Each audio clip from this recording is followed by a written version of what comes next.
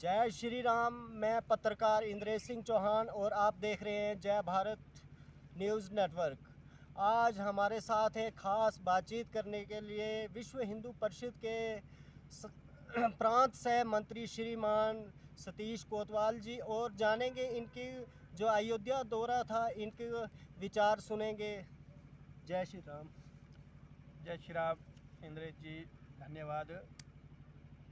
आपने जो मुझे पूछा कि भाई आप अयोध्या गए और कैसा अनुभव रहा,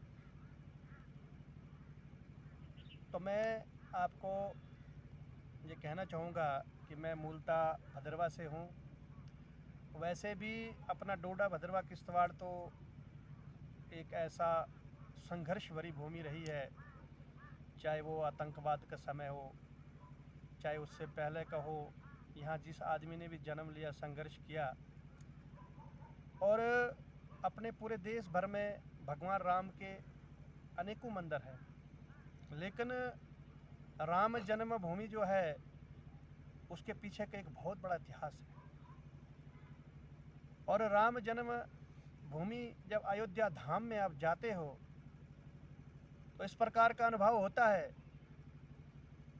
कि हमारे कार्य सेवकों ने किस तरीके से बलिदान दिया और कितना संघर्ष किया उस जन्मभूमि को पाने के लिए, जो 1528 ईस्वी से लगातार संघर्ष होते रहे। और अयोध्या नगरी से हिंदुओं को वहाँ से निकालने का प्रयास किया गया। वहाँ राम जन्मभूमि को ध्वस्त बार बार किया ताकि भगवान राम और रामायण का वो चरित्र, जिससे ये भारत की संस्कृति को दर्शाता है कि भारत में किस प्रकार से लोग रहते हैं, यदि संतान हो तो कैसी हो, यदि भाई हो तो कैसा हो। भगवान राम के चरित्र से पूरे विश्व को जो है भारत का चरित्र जो है वहाँ से लोगों को समझ में आता है। और जैसे मैंने अयोध्या धाम में प्रवेश किया और मैं बड़ा उत्सव था कि 4 लाख लोगों ने आखिर 76 बार जो संघर्ष हुआ है, बलिदान जो दिया है, वो किस तरीके से यहाँ आए होंगे, कितने संघर्ष किया होगा, किस तरीके से उन पे गोलियां चली होंगी। मैंने वो एक एक गली जो है वो ध्यानपूर्वक से देखी। मैं राम जन्मभूमि भगवान राम के दर्शन करने के बाद तुरंत जो है पूरी नगरी में मैं क्योंकि वहाँ 4-5 दिन रहा, विश्व हिंदू परिषद की केंद्रीय बैठक भी थी, इसलिए मुझे वो सौभाग्य प्राप्त हुआ कि मुझे रात को वहाँ नींद नहीं आती थी। मैं बहुत कम वहाँ सोता था और मैं चाहता था कि जितना ज़्यादा मैं देखूँ, जितनी बार मैं जाके भगवान राम के दर्शन करता था, उतने मेरे अंदर वो और जो है मतलब कि मन में मेरा आता था कि मैं और दूसरी बार फिर जाऊं। और जब मैं हनुमानगढ़ी में गया, हनुमान जी के मंदिर मैंने पूरे देश भर में कहीं हम मीडिया के द्वारा भी देखते हैं, अपने भदरवा में भी हैं, लेकिन उस हनुमान मंदिर के चारों तरफ से जो हनुमानगढ़ी का नाम जो दिया गया, जिस तरीके से किला जो है स्थापित किया गया, और जब मैंने लोगों को पूछा तो उन्होंने कहा कि कार सेवक यहाँ पर भी रुकते थे। और उसके बाद मैंने जब एक एक घर को देखा, उन घर को जिस तरीके से बनाए हुए थे, एक बैंकर टाइप जो घर बनाए हुए थे, क्योंकि वहाँ पर जो भी लोग जाते थे वो संघर्ष के लिए ही जाते थे, इसलिए वहाँ छावनियों के रूप में जो है महलों का नाम दिया। ये इस संत के नाम से छावनी, वो उस संत के नाम से छावनी, और छावनी के रूप में जो है वहाँ पर उस नगर को बसाया गया। उसके बाद वहाँ लोगों की इतनी भीड़ थी, लोगों में इतना उत्साह था कि वहाँ भगवान राम के दर्शन करने के लिए काफ़ी भीड़ का सामना करना पड़ता था। इसलिए मुझे तो 4-5 दिन का सौभाग्य वहाँ पर मिला। विकास के दृष्टि से मैंने वहाँ देखा, इतना विकास वहाँ हुआ है, वहाँ का एयरपोर्ट, वहाँ का जितने भी घाटों की डेवलपमेंट, और जो रात को वहाँ दृश्य है जब वहाँ सरयू नदी में आरती होती है और वो दीपक जब जलते हैं तो आदमी ऐसा खो जाता है रामायण काल में कि जैसे उसको लगता है कि आज मैं राम राज्य में हूँ, और ऐसा लगता है कि राम जो हैं वो साक्षात यहाँ पर हैं।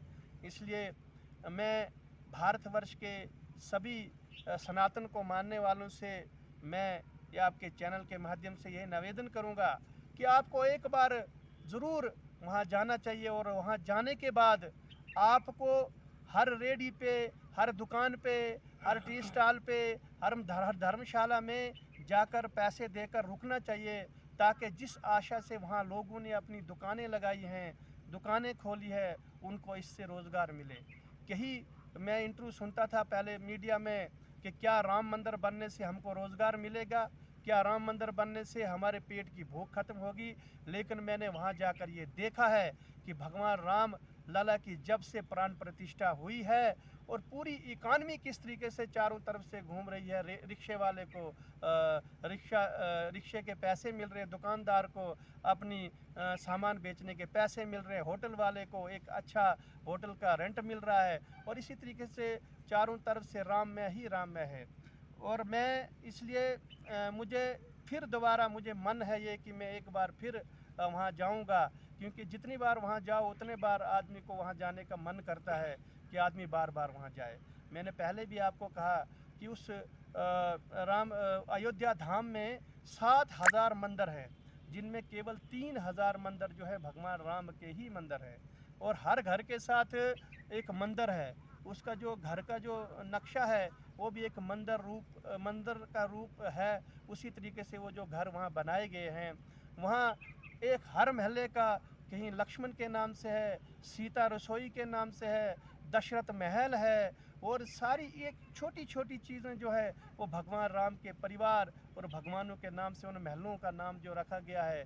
और उनके ऑटो आप देखोगे, गाड़ियाँ देखोगे, दुकानें देखोगे, हर जगह पे कहीं न कहीं आपको भगवान का नाम मिलेगा, और ऐसा लगता है कि राम राज्य जो है वो स्थापित भारतवर्ष में हो चुका है। उस अयोध्या धाम में जाते हो तो आपको ऐसा लगता है कि राम जो हैं वो स्वयं यहाँ पर हैं, और हर गली में जो जिस तरीके से हर तरफ भगवा ही भगवा, हर तरफ से धूप बत्ती, हर तरफ से जय श्री राम के जय घोष, और इतना आनंद था कि मुझे वहाँ से आने का मन नहीं था। मुझे लगता था कि मुझे यहीं रहना चाहिए, क्योंकि उसके पीछे का जो इतिहास है, 4 लाख लोगों का बलिदान, 76 बार युद्ध होना, 76 बार उसके ऊपर आक्रमण होना, और इतने मतलब कि हमारे कार सेवकों का जो खून है उस धरती पे गिरा है, जो धरती जो राम जन्मभूमि आज हमको मिली है। इसलिए उस राम जन्मभूमि का बहुत बड़ा इतिहास है। मैं फिर अंत में यही कहूँगा कि जीवन में एक बार ज़रूर आप जाएं, उसको मोक्ष की नगरी भी कहा गया है, इसलिए आपको एक बार वहाँ जाना चाहिए। यही कहकर जय श्री राम, जय श्री राम। जय श्री राम। देखते रहिए जय भारत न्यूज़ नेटवर्क, और मुझे दीजिए इजाज़त। मैं पत्रकार इंद्रेश सिंह चौहान। जय भारत, जय श्री राम।